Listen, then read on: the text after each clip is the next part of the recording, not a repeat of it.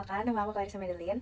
Aku dari Universitas Atmajaya, Fakultas Psikologi, jurusan Psikologi. Nah, hari ini aku akan memberikan beberapa hal nih buat kalian. Insight dari kating-kating dan teman-teman nih yang aku udah wawancarain.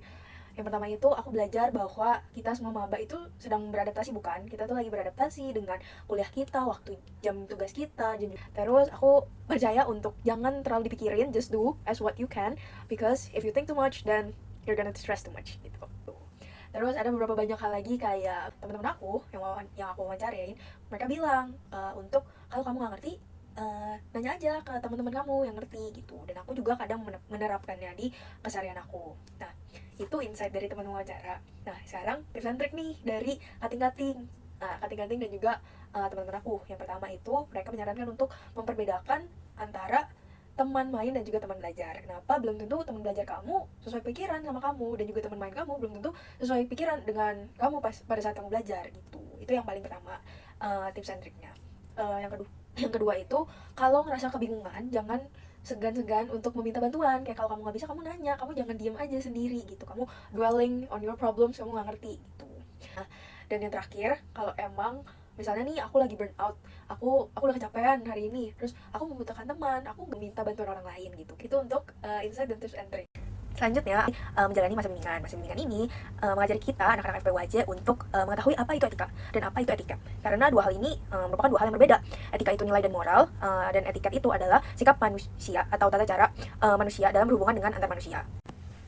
Etika dan etiket yang akan aku terapkan di FPWJ ini. Yang pertama adalah aku selalu akan menggunakan the four magic words, yaitu permisi, tolong, maaf, dan terima kasih. Yang kedua, aku akan selalu sopan kepada orang lain, mau itu yang lebih tua ataupun yang lebih muda. Yang ketiga, aku akan selalu berpakaian dengan rapi karena untuk tidak mengganggu orang lain. Yang keempat, aku akan selalu coba beretika dan etiket yang benar di dalam kelas, seperti aku duduk dengan tegak ataupun tidak menggunakan gadget pada saat aku mendengarkan dosen, dan juga kalaupun izin keluar aku izin ke dosen ataupun asdosnya ataupun ke ketua kelasnya. Aku akan berpartisipasi di dalam kelas. Secara online aku akan selalu datang lebih awal sebelum kelas dimulai, dan juga aku selalu akan aktif dalam bertanya kepada dosen dan juga menghargai apa yang sedang dosen katakan, dan tidak bermalas-malasan meskipun pada saat online. Dan juga aku akan menjunjung tinggi to say no to plagiarism, yang dimana plagiarisme ini adalah suatu hal yang tidak dibolehkan dan tidak diperkenankan, karena itu sesuai dengan namanya, itu juga namanya menyontek ataupun menjiplak karya orang lain.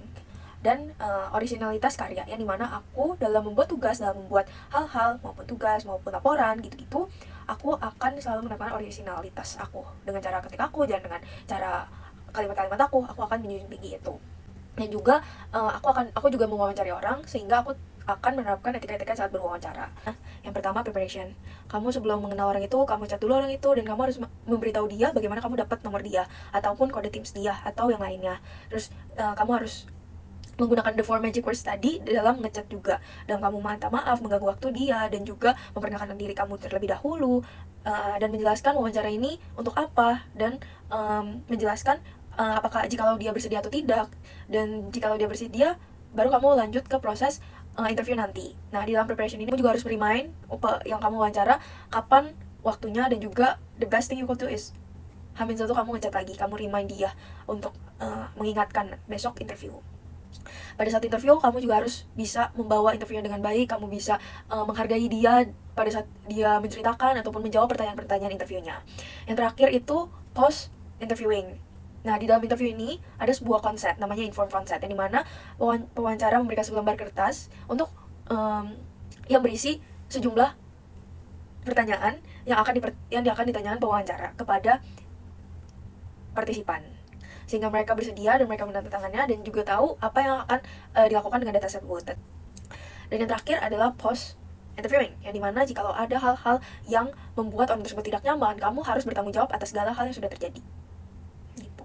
Itu semua etika dan etiket yang bisa aku sebutkan dan juga yang akan aku terapkan di masa perkuliahan aku ini.